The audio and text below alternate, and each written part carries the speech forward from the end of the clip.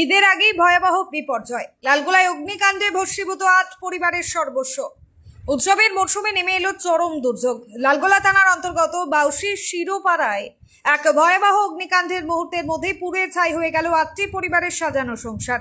খুশির ঈদ আসতে আর মাত্র ৩ দিন বাকি, অথচ তার আগেই মাথা গোঁজার শেষ আশ্রয়টুকু হারিয়ে খোলা আকাশের নিচে দিন কাটাতে বাধ্য হচ্ছেন বহু অসহায় মানুষ। প্রত্যক্ষদর্শীরা জানান, হঠাৎ করেই আগুন দ্রুত ছড়িয়ে পড়ে। দাউ দাউ করে জ্বলতে থাকা আগুনের লেলিহান শিখা মুহূর্তে গ্রাস করে নেয় একের পর এক বাড়ি। ঘরে মজুদ থাকা ধান, চাল, পাট, আসবাবপত্র, খাট, আলমারি কিছুই রক্ষা করা যায়নি। এমনকি পরিবারের উপার্জনের অন্যতম ভরসা গবাদি পশু আগুনে পুড়ে মারা গেছে। বহু বছরের ঘাম ঝরানো সঞ্চয় চোখের সামনে ভস্মীভূত হতে দেখে বাকরুদ্ধ হয়ে পড়েন বাসিন্দারা। ক্ষতিগ্রস্তদের মধ্যে এক অসহায় মহিলা কান্নায় ভেঙে পড়ে জানান, তারা প্রায় ৮ ভরি সোনার গয়না আগুনে পুড়ে গেছে। শুধু তাই নয়, বাংলার আবাস যোজনার ঘর তৈরির জন্য ব্যাংক থেকে তোলা নগদ টাকাও তিনি বাড়িতে রেখেছিলেন। নতুন পাকা বাড়ি তৈরির স্বপ্ন এখন ধ্বংসস্তূপের নিচে চাপা পড়েছে। তার আর্তনাদ, সব শেষ হয়ে গেল, এখন থাকবো কোথায়, খাবো কি? ঈদের আগে যেখানে গ্রাম জুড়ে উৎসবের প্রস্তুতির আমেজ থাকার কথা, সেখানে এখন শুধুই কান্না আর হাহাকার। সর্বস্ব হারানো পরিবারগুলোর পরনে থাকা কাপড় ছাড়া আর কিছুই অবশিষ্ট নেই। শিশু থেকে বৃদ্ধ সকলেই অনিশ্চিত ভবিষ্যতের দিকে তাকিয়ে দিন গুনছেন। ক্ষতিগ্রস্ত পরিবার ও স্থানীয় বাসিন্দারা প্রশাসনের কাছে দ্রুত পুনর্বাসন, খাদ্য সামগ্রী এবং আর্থিক সহায়তার দাবি জানিয়েছেন। তাদের আবেদন, অবিলম্বে স্থায়ী ঘর নির্মাণ এবং উপযুক্ত ক্ষতিপূরণের ব্যবস্থা করা হোক। এখন দেখার, বিপর্যস্ত মানুষগুলোর পাশে প্রশাসন কত দ্রুত সহায়তার হাত বাড়িয়ে দেয়। লালগোলা থেকে আরিফ শেখের রিপোর্ট, সময়ের কথা চ্যানেলে। সত্যের সন্ধানে আমরা সবাই। পাহাড়ে সান্দালকে দেয়নি রে ভাই, পাহাড়ে সান্দালকে ভাই আমাকে আল্লাহ জানে রে। এটা দেখলেন ছিল কি ছিল এতে? শোনা দানা তো দুখান মালা ছিল, এখন পাইয়াছি আর পাইনি। তিনটা সোনা ছিল আর পাই করার টাকা পাইছিল, সেই টাকা ছিল বাক্সতে। এমনিও টাকা ছিল, কত টাকা ছিল তা বুঝতে পারছি না। আর তো ধান টান সব দুয়ের খাদ্য সব যা ছিল সব ভেড়া, ছাগল, গরু যা ছিল সব। 7টা ছাগল ছিল, ছাগল ভেড়াতে 7টা ছিল, 7-8টা বোধ হয়। আর ওই তো 2টা গরু ছিল, সোনা গালা 6 ভরি, আর টাকা 1 লাখ টাকা ছিল।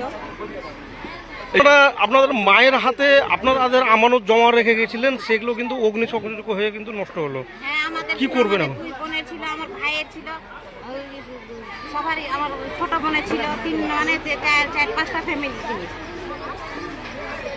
এখন কি করবেন, কি চাইছেন সরকারের কাছে? কি চাইবো এখন, সরকারে ক্ষতিপূরণ এখন কতটা দিবে না দিবে তাকে বুঝতে পারবো। আমরা সম্পূর্ণ সরকারের কাছে ক্ষতিপূরণ চাইছি। মানে আমার বাপ একবারই গরিব, কত কষ্ট করে জিনিসগুলো করে দিয়েছে, কোনো দিকটার কোনো কিছু আধার নাই। টিনের বাড়ি সব পুড়ে সব নষ্ট হয়ে গেছে। আপনার নাম? আমার নাম সামিনা বিবি। বাড়ি বাউজি, লালগোলা থানা। লালগোলা। ভাবে হয়েছে সেটা আমার জানা নাই, কেউ সঠিক সেটা বলতে পারছে না। কিন্তু এখানে একটা পট্টিতে প্রায় 9খান বাড়ি ছিল, 9টা ফ্যামিলি বসবাস। এই 9টা ফ্যামিলির কিছু নাই, পোশাক আশাক থেকে শুরু করে টাকা পয়সা, গয়নাগাটি, বাড়ির গৃহস্থালী বাড়িতে যা থাকে, ধান, গম, চাল, রাই, সরিষা, যত কিছু ছিল সবকিছু পুড়ে সব ছাই হয়ে গেছে। কিচ্ছু না, একদম বেকার। তাছাড়া আমার একটা ভাগ্নি, ওই গরু ছাগল খুলতে যে তার মুখে সব আগুনের ছিটা মেকানিকে পুড়ে আছে, সে এখন কৃষ্ণপুর হাসপাতালে ভর্তি আছে। তাছাড়াও আরো আমার একটা ভাগ্নি বউ ছিল, সেও হাসপাতালে গেছিল, তো ও হাসপাতালে ট্রিটমেন্ট করে ওকে ছেড়ে দিয়েছে আর কি। তাছাড়া কয়েকটা ছাগল, একটা ভেড়া, এটা পুরো একদম কাবাব হয়ে গেছে, কাবাব। আর গরু টরু গুলা ছেড়ে ওরা আগুনের তাপে ওরা দূরে পালিয়ে গেছে, কোন রকম বেঁচে আছে। এখন আপনারা দেখতে পাচ্ছেন যে পুরো বাড়িতে কিছু নাই, সব শ্মশান হয়ে গেছে।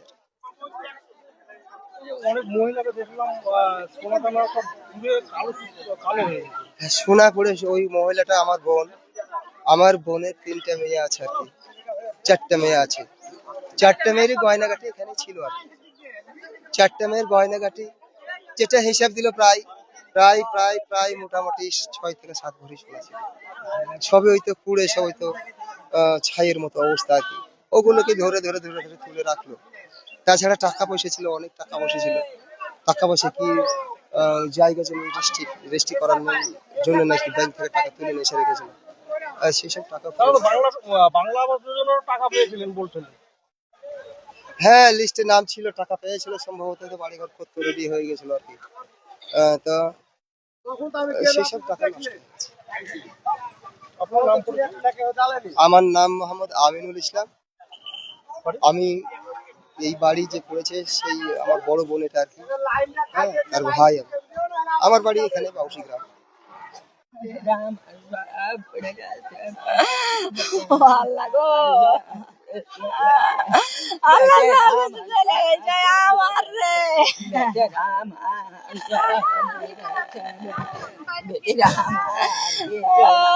চাল ধান সব যাচ্ছে রে টাকা ছিল আমার 50-60 হাজার টাকা পার ছিল, ধান ছিল, চাল ছিল, গম ছিল, কালাই ছিল রে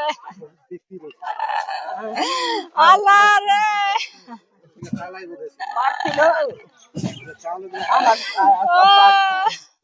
আগুনটা কখন লেগেছিল? সব পুড়ে গেছে।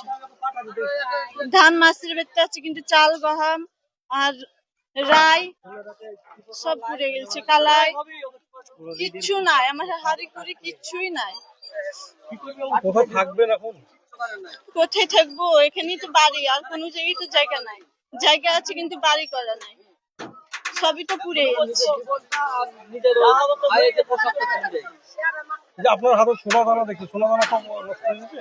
এগুলি শোনা না, এগুলি সব কিনা, এগুলি পাওয়া গেছে। আমি ঈদের জন্য সব কিনে এনেছিল, জামা কাপড়, মার জন্য কাপড়, আমার ভাইয়ের জন্য সবকিছু এনেছিল, টাকা পয়সা সব তুলে এনেছিল। আমারও টাকা ছিল, মারও ছিল, সব পুড়ে গেছে, কিচ্ছু পাওয়া যায়নি। ঈদের জামা কাপড় কি করে ঈদ করবেন? তবে ঈদ কি করে করবো, এরকম ভাবে করতে হবে। সরকারের কাছে কি চাইছেন? কি চাইবো, যদি কিছু সাহায্য করে তাহলেই হবে। আপনার নাম? আমার নাম শম্পা খাতুন, বাড়ি? বাড়ি বাউসি শুরু করে।